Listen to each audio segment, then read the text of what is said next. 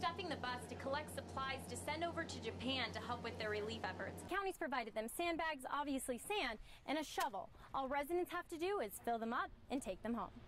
Here at City Hall, dozens of protesters participating in Occupy Tucson left Armory Park and came to ask the council for help. Harry Potter superfans are waiting in this extremely long line. It wraps all the way around the corner here. Some people have been in the line for over 10 hours, and they're dressed in costumes that look like they came right off a movie set. And to add to their look, they're wearing these 3D Harry Potter glasses to really help the movie come to life. A nurse sitting at this desk here can see into all clients' rooms. And to let them know they've already been here, after they leave, they tie caution tape outside of their homes. Now I'm here along Interstate 10, where it's not uncommon to see cars pulled over alongside the road. And it can be pretty scary with cars zooming by at over 75 miles an hour.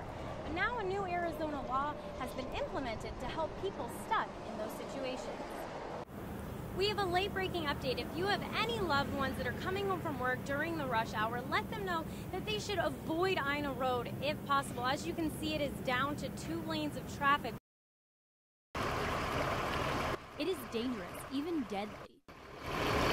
Mike Ludehold heard the raging waters of the Wash running through his backyard all night. It sounded just like a big river. Despite gushing waters, one motorist dared to enter the flooded Wash off Glen Road. I saw him sitting here waiting, and I thought to myself, I hope he decides he's not going to cross that. But a few minutes later, I turned around and the car was gone. And then a few minutes after that, I heard a lot of shoutings. He needed the help of emergency crews to get out. But when you can hear it and see it like that, I think anybody should be able to decide that it's not a good idea to drive in those. Arizona passed a stupid motorist law that fines people who carelessly get themselves in this situation. We will cite people immediately if they absolutely cross a barricade that's in the roadway. That's telling them not to enter. However, in order for the law to be applied, some requirements must be met. First, water has to be covering the road. Second, barricades need to be up. And last but not least, someone actually has to be rescued from the vehicle. Police are still investigating whether the driver in this case will receive a ticket. But if not anything else, it should be a lesson for others of what not to do during the monsoon. Motorists need to understand there's always another way to get somewhere.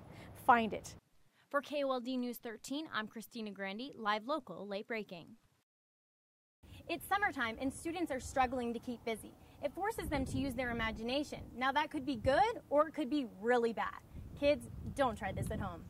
I was just inside looking at the chimney, thinking, what would happen if I went inside there?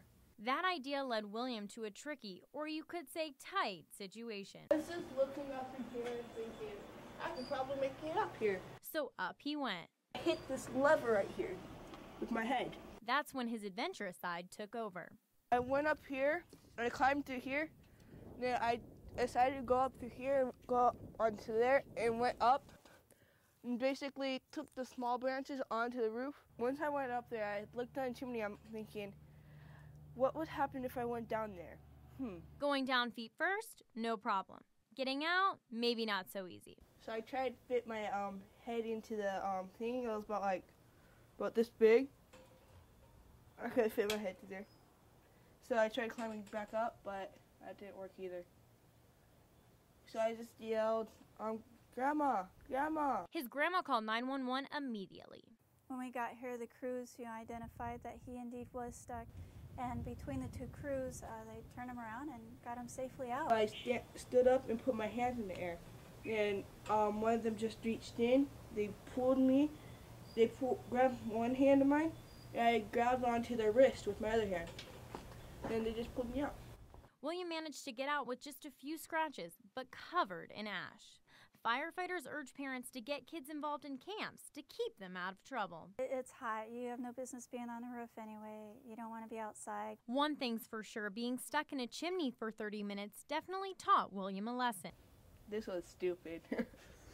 Reporting from Picture Rock, I'm Christina Grande. 9 on Your Side has learned more about the last moments of a first grader's life just before he was shot to death. Once again, Mitt Romney is the tortoise in the race, keeping a slow and steady lead. ABC's David Curley reports. In 2009, the National Highway Traffic Safety Administration found that about 500,000 car crashes were caused by distracted driving. One of the biggest distractions, texting. There's one scary thought the Arizona football team would rather not even imagine. That is, what happens if Matt Scott goes down with an injury?